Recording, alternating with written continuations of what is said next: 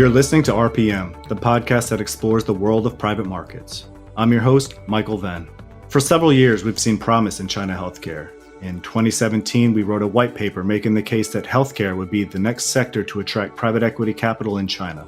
And more recently, we've published an updated report that reaffirms our conviction in the sector and explains some of the reforms that have helped it to grow so rapidly. Like any evolving market, there are things investors ought to be aware of. Here to discuss some of these factors with me today are Vincent Xu and Zhiyao Ma, both of whom are on our private equity team and based in Beijing. Vincent and Zhiyao, welcome to RPM. Great to be here. Thank you for having us. My pleasure. Before diving in, it would be great to hear more about how StepStone is set up in Asia and China specifically.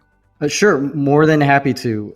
StepStone's been in Asia since late 2009. When our co-CEO, Monty Brem, set up the first Asia office in Beijing.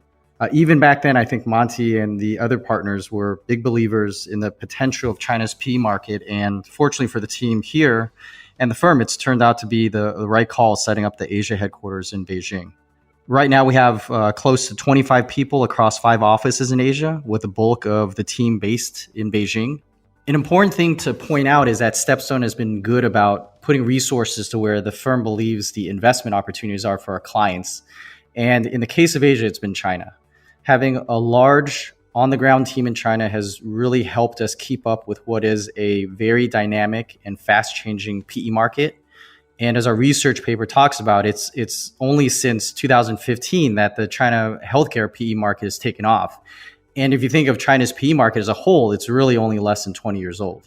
In terms of activity in China, we use the same playbook as we do in other markets that we help our clients invest in. We do quite a bit on the primary side and are quite active on the co-investment side, which is an area where we've seen an increasing amount of deal flow over the past several years as the PE market here continues to develop and there are more control deals happening. We also see a fair amount on the secondary side, but it's important to note that a lot of these deals are VC and early growth type deals or portfolios. In Asia overall, StepStone has been putting to work about $1 billion a year into the market on average over the past several years, and about half of that goes to the China market. And in terms of GP relationships in China, I think we have a pretty extensive coverage of the market from sector-focused VC and growth funds all the way to large over multi-billion-dollar generalist funds.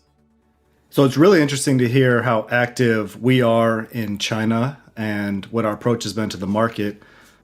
How does healthcare compare with some of the other sectors that the team that you guys are looking at?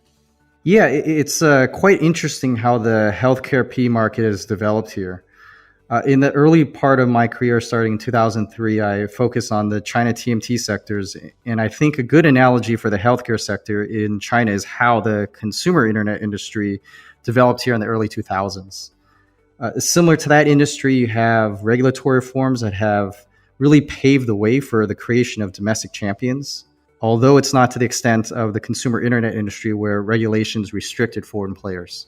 And as we've laid out in the paper, there are a lot of tailwinds which have propelled the industry and the creation of new companies. And also similar to the consumer internet companies, healthcare companies, particularly those focused on biotech, are getting funded almost exclusively through private equity capital versus any bank financing. If I think about what we wrote in our 2017 paper to what we're seeing today, it's pretty amazing how fast the market has developed. We used our SPY database to do some analysis of the market. And in 2011, healthcare deals based on value represent only 5% of the deals we tracked. Fast forward to 2020, and that number has increased to 20%. From a return perspective, I think it's safe to say that the sector has done very well and in many cases outperformed other sectors in China in a short period of time, given the funding and exit environments. And as the number and size of the investment opportunities has grown, have you seen any changes in terms of the types of investors pursuing China healthcare? Are you referring to GPs or LPs? Why don't we go with the GPs first? Sure. I think what we've been seeing on the ground is that there are a few ways GPs are approaching the market. There are sector-focused GPs, which are usually more biotech-focused. These GPs usually will have a team made up of professionals with science backgrounds, given they need to be able to understand the science and data on the molecules and pathways they're potentially investing in.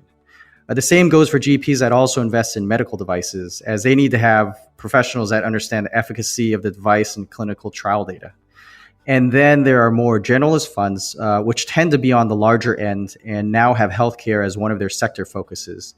These GPs will come in at a later stage and will do control deals when available and appropriate. They'll also look at healthcare services investments, which tend to be more capital intensive. Interesting. And how are LPs investing?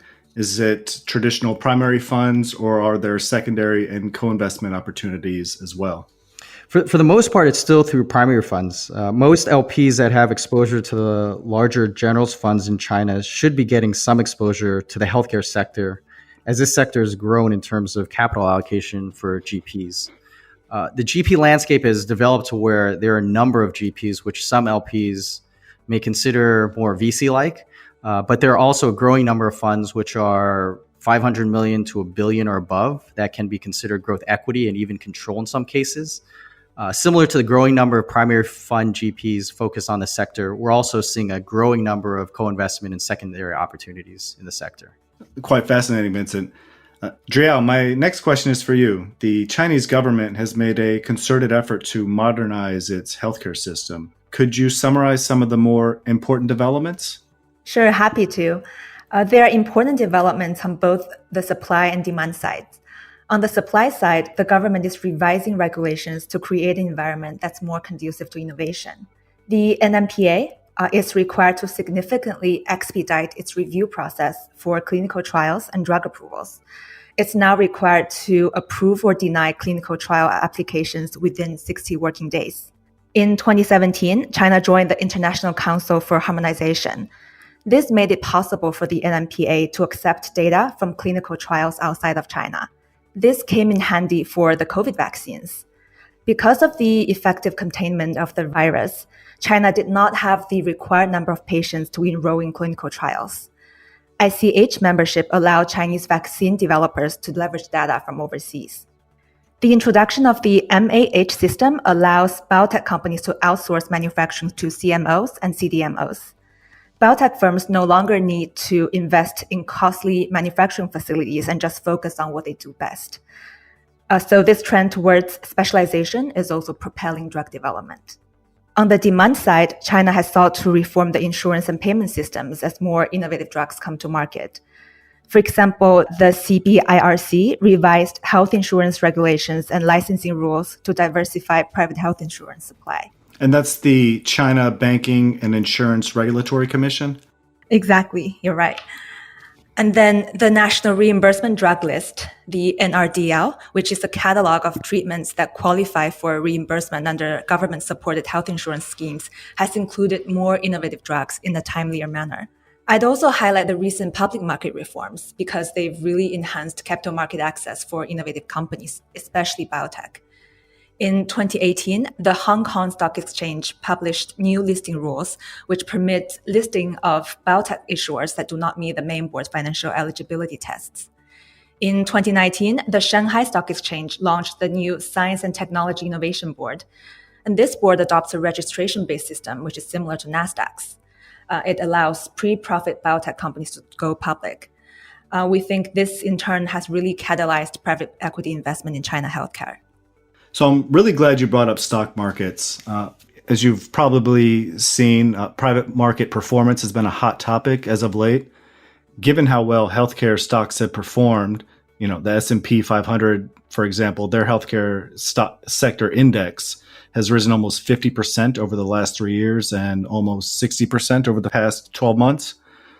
Why should investors invest in China healthcare through a private market vehicle?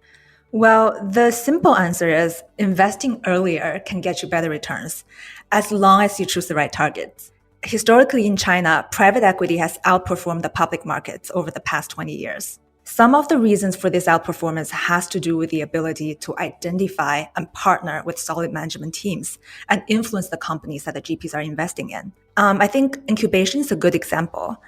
We've observed that GPs are starting to incubate companies by investing very early and acquire influential stakes at attractive valuations. We've summarized 3 common incubation strategies in the paper, and these type of deals are unique to private equity. I would note that this is not to dismiss the public market. Like we just discussed, we're very much encouraged by the development of China's public markets. They've really enhanced our conviction level on private equity in China. And there's not a competition between public and private investments. Private equity helps companies move through earlier development stages until they're ready to access capital markets. And in turn, healthy and dynamic public markets can help enhance private equity returns, both in terms of absolute returns and time to liquidity. And with all these reforms and the speed at which the sector has matured, grown, developed, having a local presence is critical, I should think, for investors as they try to select the funds most adept at responding to these dynamics. Would you, Zhiyao, quickly describe some of the ways GPs have responded? Sure. I think GPs are becoming more entrepreneurial. It's pretty common to see a GP investing across various stages and subsectors. It's challenging to define a GP as a VC, a growth stage investor, or a late stage investor. This is pretty evident in our market map in the paper. I think they're doing this for several reasons. They want to build diversified portfolios for a more attractive risk-return profile. For example, we know there's higher risk with biotech, but potentially fund returning results.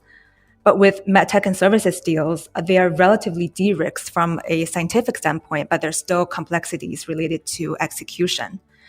Because of the different characteristics, GPs have preferred to adopt flexibility in going in and out of segments. Another rationale is to create synergistic ecosystems. For example, there are potentially a lot of synergies between biotech and CROs or CDMOs. This value is further amplified by the recent implementation of the MAH system, which we just briefly covered. So it sounds like that can make the due diligence process more complicated. What's our view on this response by GPs and kind of bridging multiple strategies to tap the healthcare market? We generally prefer for GPs to remain focused on their specialties, but we understand that sometimes flexibility can produce attractive returns when executed with skill and discipline. As GPs expand on their strategic coverage, they need to develop and acquire talent required to navigate a more complex landscape. So I think all of these necessitate local market knowledge and a more rigorous due diligence process. So that covers some of the ways in which GPs have adapted. Vincent, what are some of the things LPs ought to look for when considering such a dynamic investment opportunity?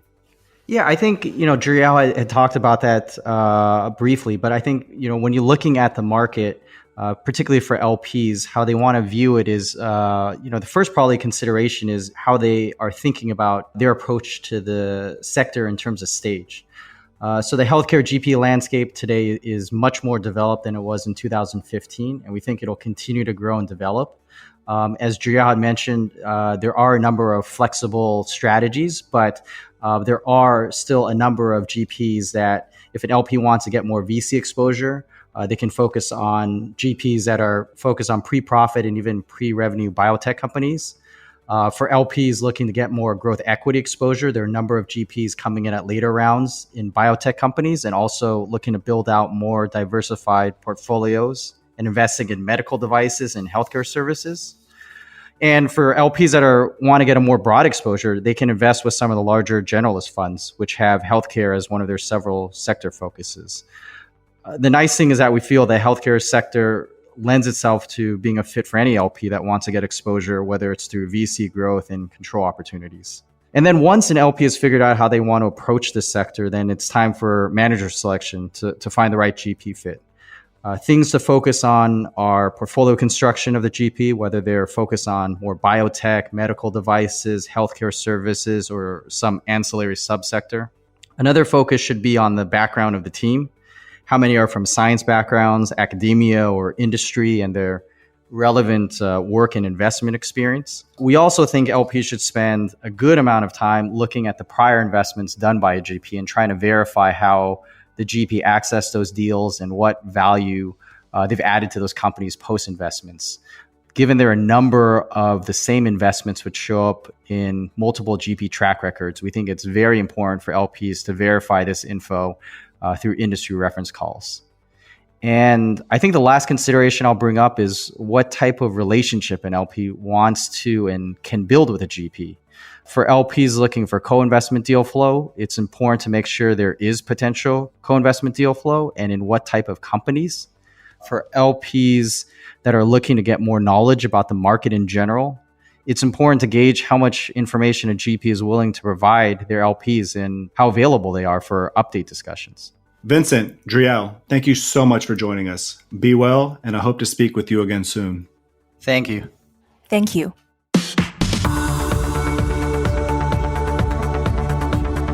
That does it for this episode of RPM. Stay tuned for new episodes every few weeks. And please be sure to follow us on Apple Podcasts, Spotify, Stitcher, or wherever you get your podcasts. If you enjoyed this episode, please read our latest white paper, China Healthcare and Life Sciences, Separating from the Pack, which explores this topic in greater depth. That report, along with all our research on Asia private equity, can be found at www.stepstonegroup.com.